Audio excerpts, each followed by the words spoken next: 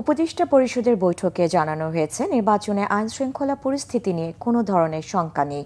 পরিস্থিতি এখন অনেক ভালো। একটি শান্তিপূর্ণ উৎসবমুখর নির্বাচন উপহার দিতে সরকার বদ্ধপরিকর।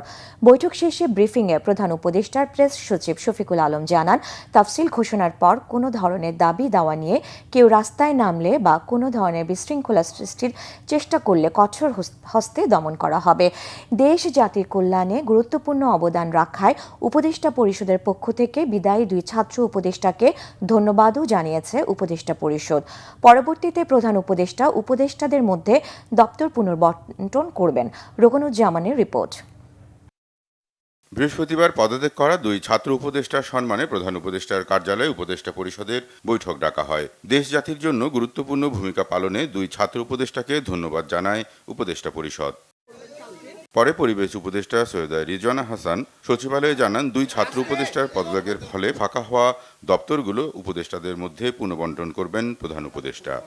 এটা সম্পূর্ণ প্রধান উপদেষ্টার এখতিয়ার। এটা তো এত অধৈর্য হলে তো গণতন্ত্রের যাত্রা হবে না।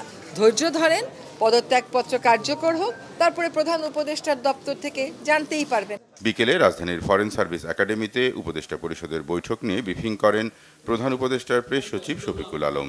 নির্বাচনে আইন শৃঙ্খলা পরিস্থিতি নিয়ে কোনো শঙ্কা নেই বলে জানান তিনি। তফসিল ঘোষণার পর কোনো ধরনের দাবি দাওয়া সহ কোনো অজুহাতে বিশৃঙ্খলা সৃষ্টির চেষ্টা কঠোরভাবে দমনের কথাও জানান প্রেস সচিব। এই তফসিল ঘোষণার পরে কোনো ধরনের কোনো এই দাবি দেওয়া আন্দোলন নিয়ে কোনো ধরনের রাস্তায় নামবেন, এই পুরো বিষয়টা খুব কঠোর হস্তে দমন করা হবে। আইন শৃঙ্খলা পরিস্থিতি খুবই ভালো আছে। কনফিডেন্ট যে জাতিকে যে কথাটা চিফ অ্যাডভাইজার বারবার বলছেন, মাননীয় উপদেষ্টারা বারবার বলছেন, জাতিকে একটা খুবই সুন্দর, ক্রেডিবল, পিসফুল এবং উৎসবমুখর, ফ্রি ফেয়ার এবং উৎসবমুখর একটা নির্বাচন উপহার দিতে পারবে। এছাড়া উপদেষ্টা পরিষদের বৈঠকে রমজান উপলক্ষে খেজুরের উপর শুল্ক কমানো সহ বাণিজ্যিক আদালত অধ্যাদেশের খসড়ার চূড়ান্ত অনুমোদন দেওয়া হয়। ভূমি আইনে বেশ কিছু সংস্কারের চূড়ান্ত অনুমোদন সহ আইনগত সহায়তা বিভাগকে আলাদা অধিদপ্তর করার সিদ্ধান্তও নিয়েছে উপদেষ্টা পরিষদ। এছাড়া প্রেস সচিব জানান, এআই দিয়ে জালিয়াতি ঠেকাতে আলাদা একটি আইন করার কথাও ভাবছে সরকার। সন্ধ্যায় এদোস জাতীয় সংসদ নির্বাচন ও জুলাই জাতীয় সনদ 2025 বাস্তবায়ন আদেশের উপর গণভোটের তফসিল ঘোষণা করায় নির্বাচন কমিশনকে আন্তরিক শুভেচ্ছা ও অভিনন্দন জানান অন্তর্বর্তীকালীন সরকারের প্রধান উপদেষ্টা প্রফেসর মোহাম্মদ ইউনূস।